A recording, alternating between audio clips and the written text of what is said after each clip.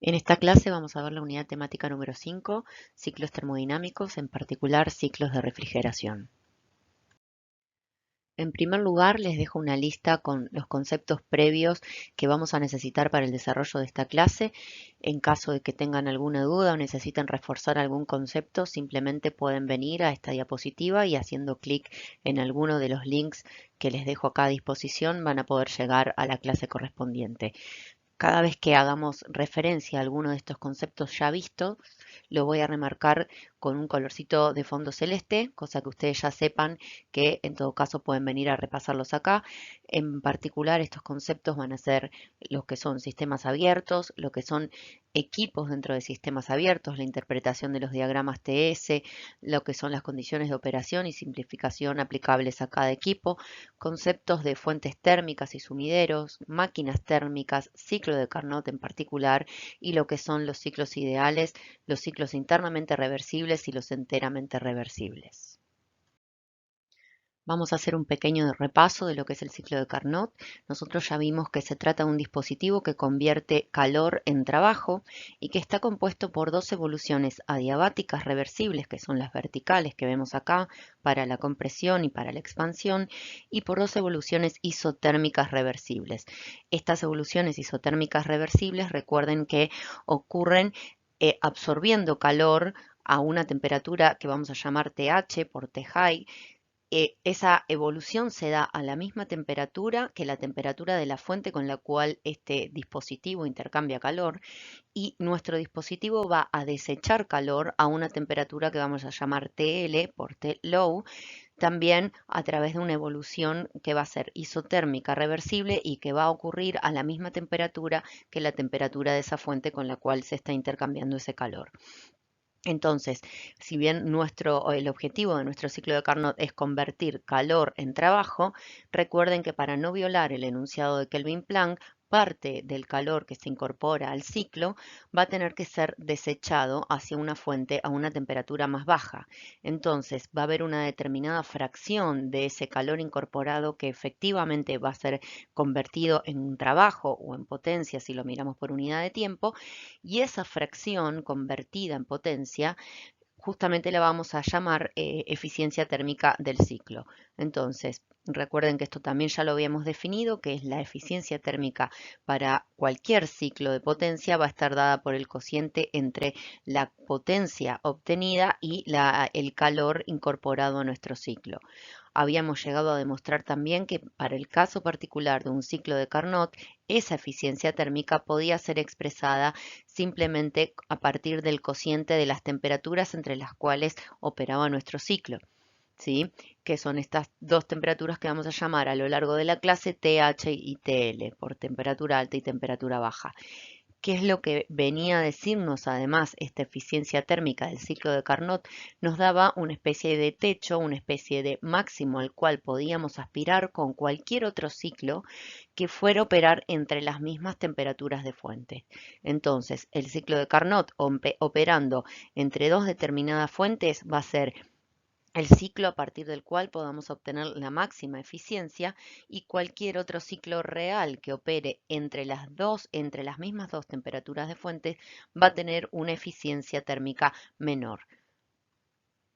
¿Qué pasa si invertimos el ciclo de Carnot?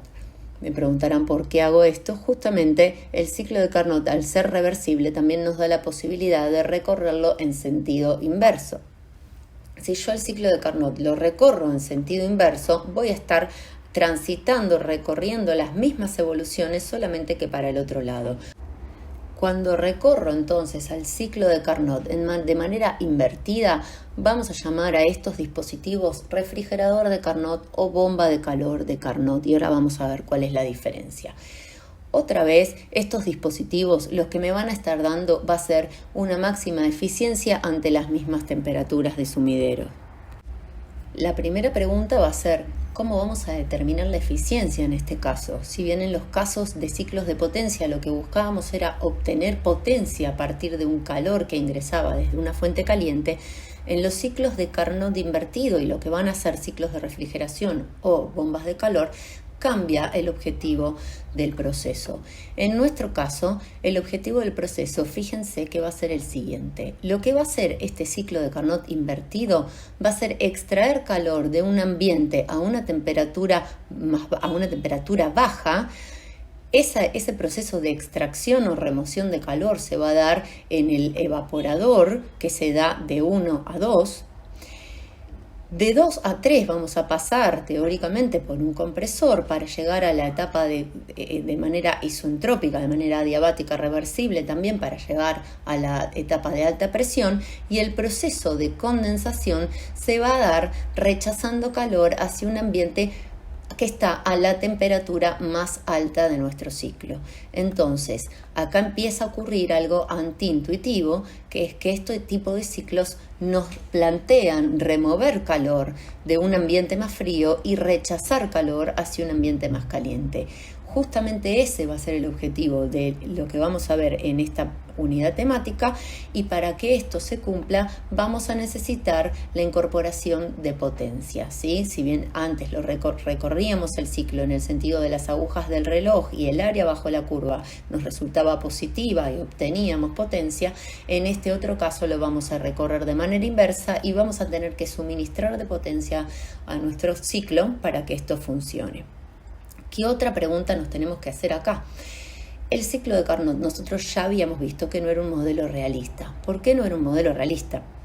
En primer lugar, porque si estábamos trabajando dentro de la campana, si bien los procesos isotérmicos adentro de la campana son más factibles de realizar, porque simplemente en un equipo de ingeniería fijando las presiones podemos garantizar también que el cambio de fase ocurra a temperatura constante. Si bien esos cambios de fase en un ciclo de Carnot deberían darse en contacto con una fuente que esté a la misma temperatura que estos cambios de fase, y eso ralentiza un poco y eso conlleva tiempos más altos, tiempos más largos, equipos más grandes, la mayor complejidad.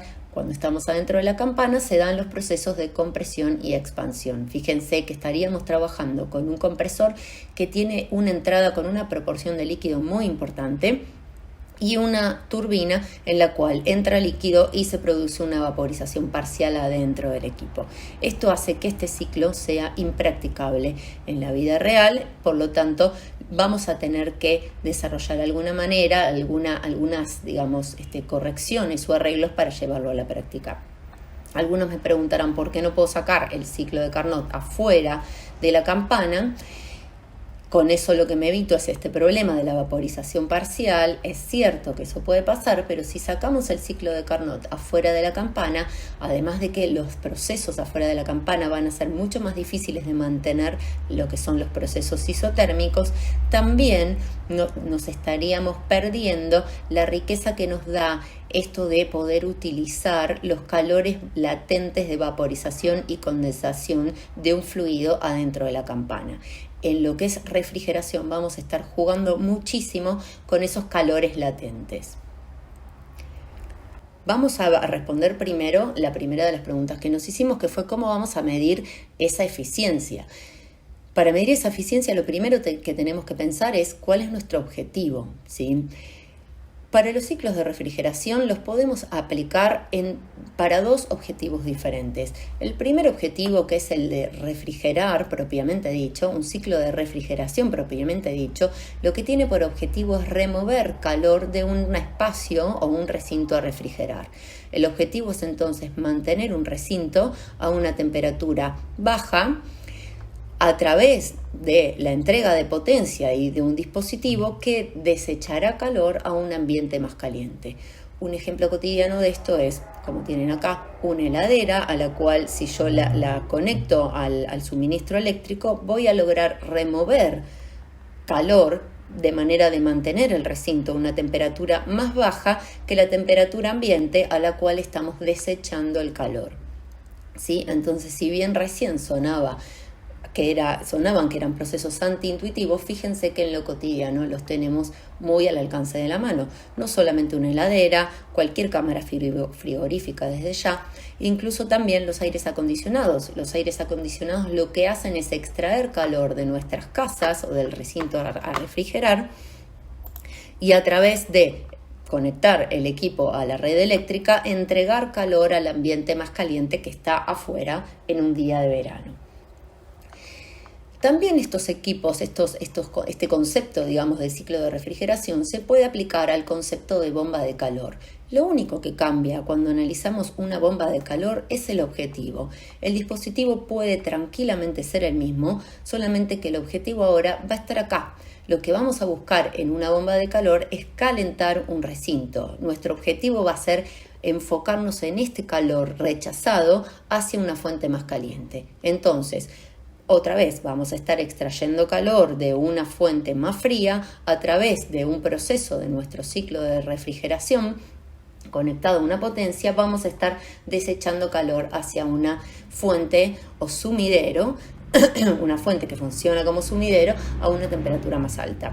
Otro ejemplo cotidiano de esto es cuando ponemos el aire acondicionado en modo calor.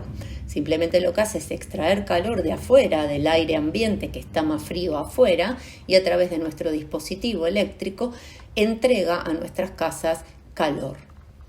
Entonces, dicho esto, vamos a definir al coeficiente de desempeño como el cociente entre la salida deseada y el gasto, en los dos casos. En los dos casos, el gasto va a ser justamente el suministro, ¿sí?, o la potencia que hayamos entregado para que el proceso ocurra. Y lo que va a cambiar si estamos mirando refrigeración o si estamos mirando bomba de calor va a ser la salida deseada. Cuando estamos mirando refrigeración, lo que estamos buscando es extraer calor. Por lo tanto, lo que vamos a poner en el numerador de ese cociente va a ser este calor que pudimos remover del recinto frío. Y es por eso que nos va a quedar expresado de esta manera. Cuando estamos expresándolo en términos de una bomba de calor, nuestra salida deseada es aumentar al máximo posible este calor entregado acá, por lo tanto nos va a quedar de esta manera. Estas dos son magnitudes negativas, por eso le saqué el valor absoluto. Reordenando esto un poquito matemáticamente, van a llegar a que el COP el coeficiente de desempeño, que en adelante le diremos COP, de la bomba de calor es igual a 1 más el COP del ciclo de refrigeración, lo que nos da la pauta de que el COP de una bomba de calor siempre va a ser mayor que 1, ya que el COP de refrigeración siempre es mayor que 0. Incluso también es mayor que 1 y es deseable que sea mayor que 1, ¿sí? Volvemos entonces al caso especial de Carnot. ¿Por qué trajimos a Carnot y cómo vamos a relacionar estas eficiencias con la de Carnot? Acuérdense cuando vimos lo que era la eficiencia térmica, ¿sí?, de una máquina térmica de Carnot, habíamos llegado a esta igualdad y a partir de esta igualdad podíamos despejar podíamos poner alguno de los calores en función del otro y de un cociente de temperaturas. Haciendo uso entonces de esta expresión, la voy a reemplazar en la expresión 1 y en la expresión 2 y voy a obtener el COP para un sistema de refrigeración de Carnot y el COP para una bomba de calor de Carnot. En los dos casos voy a llegar nuevamente a que estos COP de Carnot los puedo expresar exclusivamente en función de las temperaturas bajas y altas entre las cuales opera Carnot. ¿Y qué vamos a decir? Que entonces cualquier máquina de refrigeración real que no sea Carnot va a tener un COP menor al COP de Carnot, de la misma manera que va a pasar con las bombas de calor, ¿sí? Entonces, nuevamente, Carnot nos va a estar dando ese techo, ese estándar contra el cual podríamos llegar a comparar cualquier máquina de refrigeración que opere entre las mismas temperaturas de fuente y sumidero que las temperaturas entre las cuales opera Carnot. Vamos principalmente a enfocarnos en lo que es refrigeración, pero recuerden que el análisis se sostiene y se mantiene para lo que es bombas de calor también. Vamos a hacer una salvedad y recordar también cuáles eran los ciclos internamente reversibles. Recuerden que Carnot es un ciclo que es enteramente reversible, pero a los ciclos internamente reversibles, que van a ser ciclos que vamos a plantear como modelos realistas, le vamos a perdonar las irreversibilidades externas al sistema. Esas irreversibilidades que vamos a perdonar van a ser específicamente las irreversibilidades que están asociadas a que la temperatura de sumidero y de fuente sean temperaturas fijas y vamos a permitir que exista una diferencia finita entre la temperatura de fuente o sumidero y la temperatura a la cual fluye nuestro fluido de proceso por el evaporador o el condensador. De esta manera vamos a garantizar tener una fuerza impulsora que nos permita también llevar a la realidad procesos practicables, procesos realizables en la ingeniería, pero que nosotros ya sabemos del análisis de toda la materia que este delta de temperaturas, esta diferencia de temperaturas, nos va a estar implicando irreversibilidades. Por lo tanto, estos ciclos internamente reversibles no son ciclos enteramente reversibles como es Carnot, sino que son modelos realistas, los vamos a llamar ideales, y lo que sí le vamos a pedir va a ser que sean procesos sin fricción, sin pérdida de carga, que sí los procesos de expansión y o compresión, en nuestro caso compresión, sean isoentrópicos, que las conexiones sean aisladas térmicamente, y vamos a despreciar la energía potencial y la energía cinética. Dicho todo esto, y para responder a la segunda pregunta, vamos a llevar al ciclo de Carnot a un ciclo más realizable, ¿sí? Esto les van a encontrar varios paralelismos con cuando hicimos el paso de Carnot a ciclo Rankine en ciclos de potencia. De la misma manera vamos a llevar ahora entonces el ciclo de Carnot invertido a lo que vamos a conocer como ciclo de refrigeración por compresión. La primera modificación que vamos a hacer va a ser llevar la salida del evaporador a un vapor saturado. Ese vapor saturado entonces va a ser lo que alimente a nuestro compresor. Por lo tanto, ya de esta manera evitamos el problema que teníamos en el compresor. El compresor lo que va a estar haciendo va a ser llevar la presión de la presión más baja de operación a la presión más alta de operación. Fíjense que vamos a estar trabajando con ciclos que operan entre dos presiones, una de baja y una de alta. Entonces, este ciclo, esta salida del compresor, que ahora se va a encontrar como un vapor sobrecalentado, va a entrar en este enfriador condensador, y en su enfriamiento y condensación va a entregar calor al recinto más caliente, ¿sí? Este recinto más caliente al cual entregue calor va a estar a lo que vamos a llamar una temperatura H.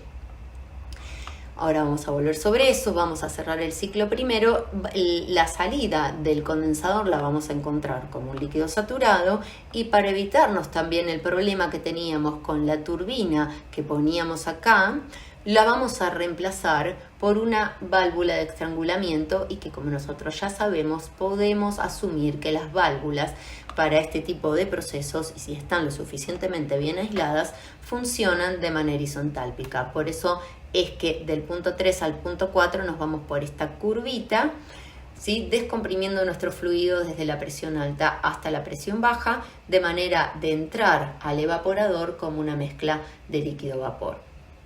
Entonces, el evaporador, que si estamos en un ciclo de refrigeración, si lo que estamos teniendo como objetivo es refrigerar un recinto, ese evaporador lo que va a estar haciendo va a ser lograr la evaporación a partir de absorber calor de un recinto a una temperatura baja, ¿sí? ¿De qué manera se va a lograr que esta flecha de calor vaya desde el recinto a refrigerar hacia el evaporador? Recuerden que la flecha de calor va siempre desde el cuerpo o el sistema a mayor temperatura hacia el sistema a menor temperatura, como una manera de compensar. Por lo tanto, habíamos dicho que en este tipo de ciclos ideales, en estos ciclos practicables, les íbamos a perdonar que exista un delta T entre el espacio o recinto a refrigerar y la temperatura de operación de nuestro fluido, que era algo que no podíamos permitirnos con Carnot, porque Carnot era reversible, y ahora sí podemos permitirnos estas irreversibilidades externas. Eso nos va a permitir entonces operar de una forma más rápida, más eficiente y más practicable en lo que son los equipos de ingeniería. Se recomienda que estos deltas de temperatura ronden entre los 5 y 10 grados centígrados, Y quiero que analicemos un poquito qué va a pasar con estos delta T. Fíjense que si lo que nosotros buscamos es mantener un espacio refrigerado y mantener ese espacio a una temperatura TL, nuestro fluido de proceso, que a partir de ahora lo vamos a llamar fluido refrigerante, va a tener que estar transitando su evaporación a esta presión baja a una temperatura menor, de manera que logre que entonces la flecha de calor vaya, o sea, que mi recinto a refrigerar pretenda de alguna manera, y por decirlo fácil, pretenda calefaccionar este evaporador, ¿sí? Entonces nuestro recinto le va a estar entregando calor a nuestro evaporador si y solo si la temperatura de ese evaporador es menor que la temperatura del recinto a refrigerar. Esto ya nos abre acá, ya nos da la pauta de que acá vamos a tener que prestar atención a la hora de elegir el refrigerante. Ahora vamos a ver eso. ¿Qué pasa también con el proceso de rechazo de calor? Otra vez, el proceso de rechazo de calor, vamos a permitirle un delta T entre lo que es la temperatura de operación o de condensación y de enfriamiento de nuestro fluido de proceso o fluido refrigerante y la temperatura del recinto hacia el cual vamos a rechazar calor, que es lo que conocemos como sumidero. Entonces, otra vez, para que la flecha de calor ocurra desde aquí hacia afuera, hacia el ambiente, lo que vamos a necesitar es que esta condensación ocurra a una temperatura mayor que el medio que va a estar recibiendo ese calor, ¿sí? Esto lo tenemos acá. Y entonces esto nos va a estar hablando otra vez de la importancia de elegir el fluido refrigerante. Vamos a ir a eso entonces para hacer algunas consideraciones. Un fluido refrigerante como criterio de selección, desde ya que lo que vamos a buscar es que sea un fluido que se comporte de manera estable, tanto químicamente como térmicamente, en los rangos de presión y de temperatura de operación que estamos buscando. Como acabo de decir, vamos a buscar que nuestro fluido de proceso, que nuestro fluido refrigerante sea un fluido apto como para refrigerar, o sea, si nosotros tenemos como objetivo mantener un espacio refrigerado a una dada temperatura, necesitamos buscar un fluido que a una presión de operación aceptable transite lo que es su cambio de fase, transite lo que es la evaporación a una temperatura aún menor que el recinto a refrigerar. Estas presiones aceptables, piensen que en general se recomienda trabajar como máximo, como mínimo, a la presión atmosférica, ¿sí? Mucho menos no, porque en realidad acá les pongo condiciones moderadas de vacío, se pueden llegar a permitir, pero en realidad acá pueden empezar los problemas porque podemos llegar a estar generando filtraciones de aire externo hacia los equipos. Entonces, como recomendación, se busca que a presión atmosférica esa temperatura de evaporación de nuestro fluido de proceso sea menor a la temperatura del recinto a refrigerar. Eso ya nos deja con un determinado número de refrigerantes a poder utilizar. Pero ahora viene el segundo tema, que es que también el mismo refrigerante, y cuando estamos trabajando con ciclos simples, ese mismo refrigerante va a tener que estar disipando calor, rechazando calor hacia un recinto que está a una temperatura mayor que la temperatura del recinto que quiero refrigerar. Entonces, si bien vamos a estar haciendo uso de un compresor para llevarlo a esa presión superior, esa presión a la cual vamos a estar llevando nuestro fluido de proceso también tiene que ser una presión aceptable de operación. Y no solamente eso, no solamente para no recargar al compresor, no solamente para no recargar a la línea de una presión demasiado alta, sino porque también vamos a buscar mantenernos lejos de la temperatura crítica. Entonces, vamos a buscar que nuestro fluido de proceso, nuestro fluido refrigerante, condense a una temperatura que a una presión aceptable de trabajo sea mayor a la temperatura del recinto al cual voy a volcar el calor o rechazar el calor de desecho. El tema con la temperatura crítica, además de que vamos a buscar, por supuesto, no salir de la campana y poder hacer uso del calor latente de condensación, ¿sí? Lo que nos va a pasar acá va a ser que cuanto más subamos en la campana, A partir de ahí, y si conectamos una válvula, vamos a estar entrando demasiado a lo que es la zona de líquido vapor y reduciendo entonces la capacidad de remoción de calor en nuestro evaporador, ya que entramos con el fluido mucho más vaporizado que si obtenemos la salida del condensador a una presión más baja. Entonces acá va a empezar mucho el juego con qué refrigerante selecciono, qué tipo de ciclo de refrigeración selecciono, etc. Otra de las cosas que tenemos que tener en cuenta son las propiedades termodinámicas y de transporte o de operación de los fluidos. Vamos a querer que tengan altos calores latentes de vaporización, porque justamente va a ser lo que nos permite remover más calor del recinto a refrigerar. Vamos a querer que los volúmenes sean chiquitos, de manera de trabajar con equipos más chicos. Vamos a querer fluidos no tan viscosos para poder moverlos con menor costo, que no sean corrosivos, ambientalmente aceptables también. Buscamos la factibilidad en la detección de fugas, baja volatilidad, reducir o tratar de evitar esos que tienen efectos sobre la capa de ozono, reducir la toxicidad y la inflamabilidad. Y sobre estos dos puntos ambientales, los vamos a ver ahora. Buscamos también el bajo costo, y en los refrigerantes comunes, entre los refrigerantes comunes les dejo acá una lista de los más utilizados. El refrigerante 134, R134, es uno de los más utilizados, más comúnmente utilizados, y se encuentra dentro de esta primera categoría, que si bien no afecta la capa de ozono, es un gas de efecto invernadero. El daño es mucho menor, por supuesto, que lo que generaban los CFC o los HCFC, por ejemplo, el freón 12, que era un fluido muy utilizado, pero que lo que generaba era un daño en la capa de ozono, y por tal motivo está siendo removido ya de todas las instalaciones. Dicho esto, y volviendo entonces a nuestro ciclo de refrigeración por compresión, habíamos hecho el análisis para un ciclo ideal. Y para pasar ahora al detalle de lo que son cada una de las condiciones de las corrientes, vamos a ver también que este ciclo puede ser real. O sea, un ciclo real en el contexto de esta materia. Acuérdense que vamos a seguir diciendo en esta materia, y tal como venimos viendo en todo lo que son análisis de sistemas abiertos y ciclos de potencia, vamos a seguir considerando que las pérdidas de carga son despreciables, que las pérdidas de calor en la válvula son despreciables, y de lo único que vamos entonces a prestar atención cuando pasamos de ciclo ideal a ciclo real en el contexto de esta materia va a ser a que los equipos de potencia van a tener asociada una eficiencia isoentrópica.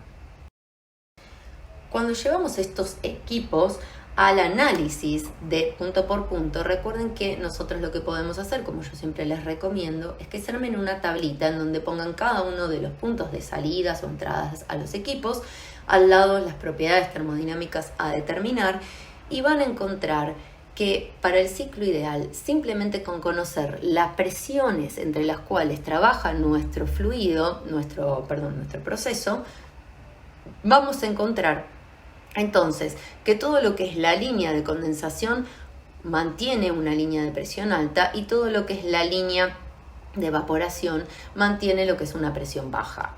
Otra cosa que vamos a ver a partir de este gráfico es que del punto 1 al punto 2, por tratarse de un compresor ideal, vamos a estar manteniendo la misma entropía de entrada y de salida, y que además, como dijimos, las válvulas lo que hacen es mantener la entalpía.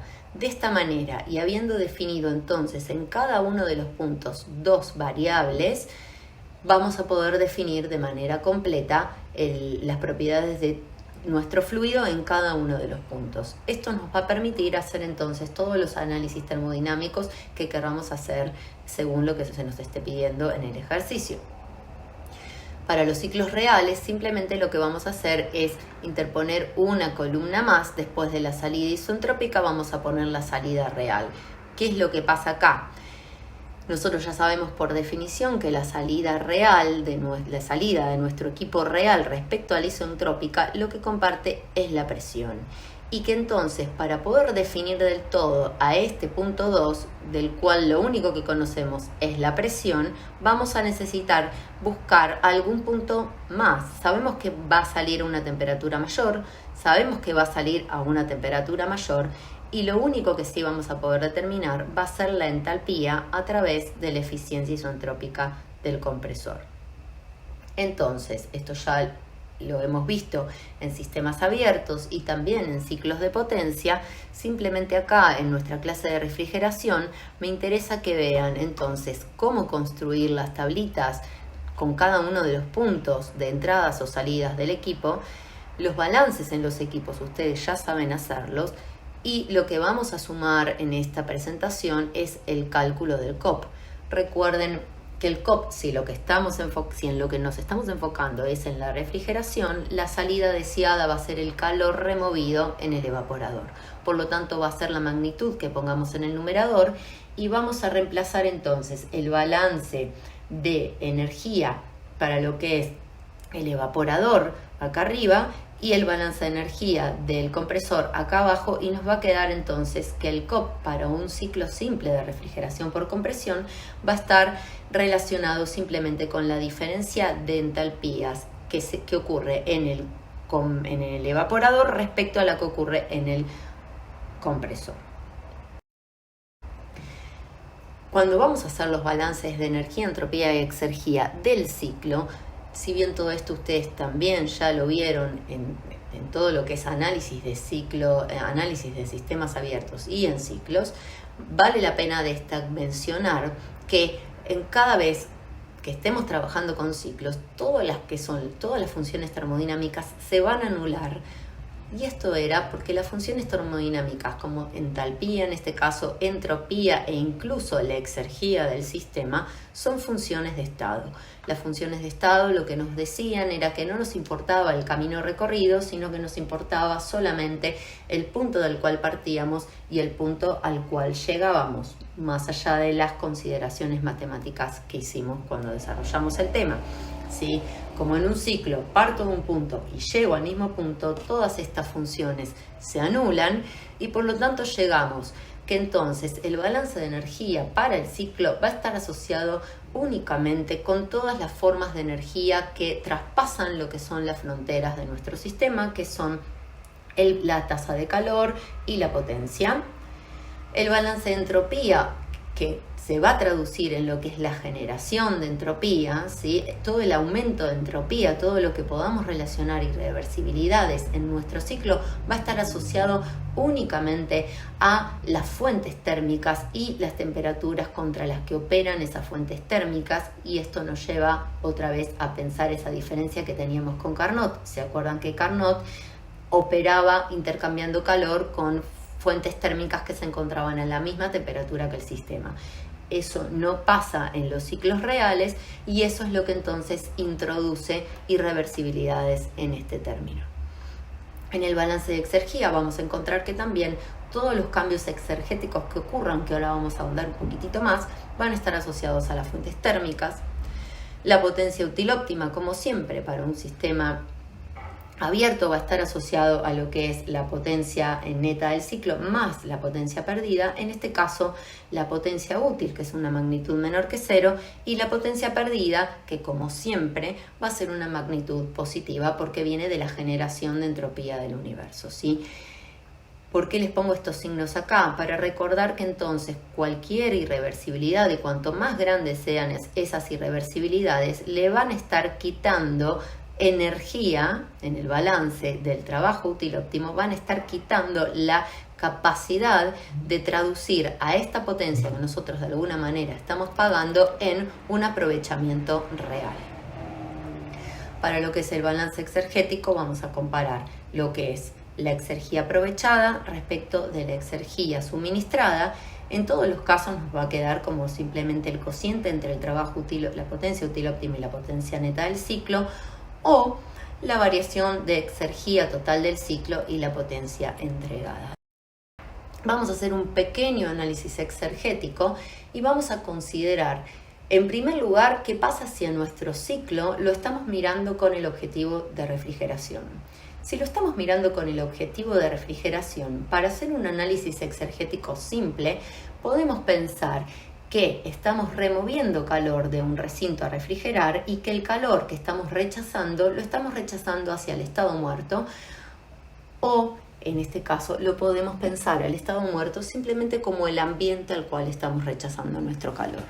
Entonces voy a reemplazar al calor H y a la TH por T0 y Q0 y voy a reemplazar todo esto en lo que fueron las ecuaciones de 5 a 7 y vamos a obtener que entonces la variación de exergía para un sistema de refrigeración va a estar dada únicamente por lo que es la variación de exergía asociada a la fuente de la cual estoy removiendo calor. Si seguimos un poquito más en este análisis, vamos a llegar a que la potencia útil óptima va a estar también relacionada únicamente con esa fuente y que a la hora de hacer un análisis de signos vamos a encontrar, como esto de la misma manera que lo dijimos, el calor removido es un calor positivo, de acuerdo a la convención de signos que usamos nosotros. Este producto, fíjense que la temperatura de la cual estoy removiendo calor necesariamente va a estar a una temperatura más baja que la temperatura del estado muerto, ¿sí? Si no, no necesitaría justamente poner un dispositivo de remoción de calor para lograr tal fin. Y por lo tanto esta diferencia me va a dar menor que 0 y este producto menor que 0. Esto hace que entonces la variación de exergía de este sistema de refrigeración sea una magnitud positiva, lo cual me está hablando de que en realidad lo que estamos logrando a partir de implementar estos ciclos es aumentar la disponibilidad de energía de nuestra fuente. ¿Cómo vemos esto? Cuando reemplazamos y lo vemos en términos de rendimiento exergético, lo que estamos comparando en el rendimiento exergético es qué parte de esa potencia que entregamos se aprovechó en forma de exergía. Se puede o podría haber traducido en una energía aprovechable. ¿Qué significa esto? Esta exergía aprovechada, si hacemos un repaso de lo que es el concepto de exergía, la exergía es la energía disponible que tiene un sistema. Y pensemos lo siguiente, si a nuestro sistema yo lo desenchufo, digamos, si yo tengo una heladera y a la heladera la desenchufo, naturalmente voy a tender a pensar que todo el contenido que está dentro, que ese recinto que estaba refrigerando, naturalmente va a tender a llegar a la temperatura ambiente, va a tender a igualarse con esa temperatura ambiente. ¿Qué pasa? Si yo enchufo la heladera y mantengo a ese recinto alejado de la temperatura ambiente, lo que estoy haciendo es habilitarlo, digamos, dotarlo de una cantidad de energía disponible y eso es lo que se conoce como exergía. ¿Qué es esa exergía? ¿Qué es esa energía disponible? Es la energía que el recinto o el espacio refrigerado podría llegar a entregar cuando se acerque al estado muerto. Lo hemos dotado de una capacidad de entregar energía que podría ser entregada al acercarse al estado muerto. ¿Y cuál es esa fracción de energía que podría mi sistema entregar al acercarse al estado muerto? Esa energía que podría entregar mi recinto al acercarse al estado muerto va a estar vinculada justamente con el calor que hemos removido, afectado por lo que es un rendimiento de Carnot. Ese rendimiento de Carnot va a ser justamente el que relaciona las dos temperaturas de fuente entre las que opero mi ciclo.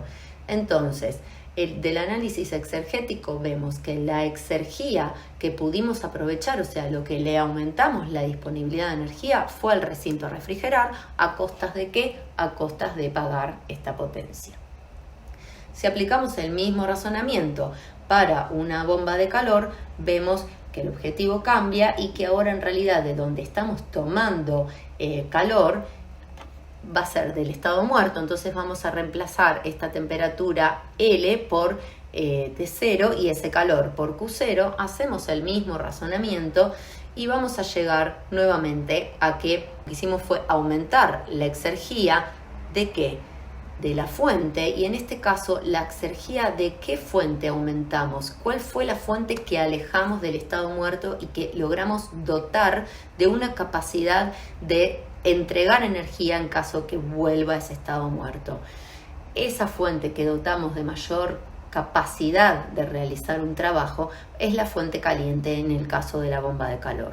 Entonces, en el caso de la bomba de calor, otra vez, piensen que si yo desenchufo este sistema, esta casa caliente va a tender a llegar a un equilibrio con ese ambiente frío, pero esta casa que nosotros a través de entregarle potencia logramos mantener alejada del estado muerto, tiene la capacidad de volver al estado muerto entregando una determinada cantidad de potencia. Podríamos obtener potencia de este proceso de recuperación de temperaturas hacia el estado muerto. ¿Cuál es la capacidad, cuál es la potencia que podríamos obtener de ese proceso? Es esta fracción que tenemos acá, ¿sí? Va a ser justamente ese calor que hemos removido gracias a esta potencia, pero afectado por lo que se conoce como el rendimiento de Carnot entre estas dos fuentes que estuvimos operando, que es el T0 como temperatura fría y el TH como la temperatura de fuente que mantuvimos caliente. Dicho todo esto y como consideraciones finales, vamos a decir entonces como repaso que los ciclos de refrigeración se utilizan para transferir calor desde una región a menor temperatura hacia una a mayor temperatura. Cambian los objetivos según sea ciclo de refrigeración o una bomba de calor. La selección del refrigerante va a estar sujeta a la prestación.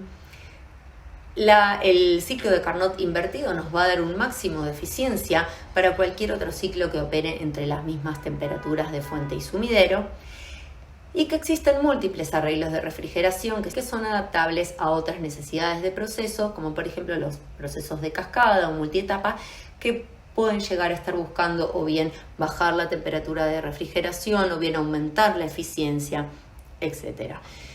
Por último, les digo que la tasa de calor extraído del recinto a refrigerar la pueden encontrar también como capacidad de carga de refrigeración de un sistema, y que otras formas que van a encontrar en la bibliografía para referirse a este tema son refrigeración, sistemas frigoríficos o sistemas de refrigeración.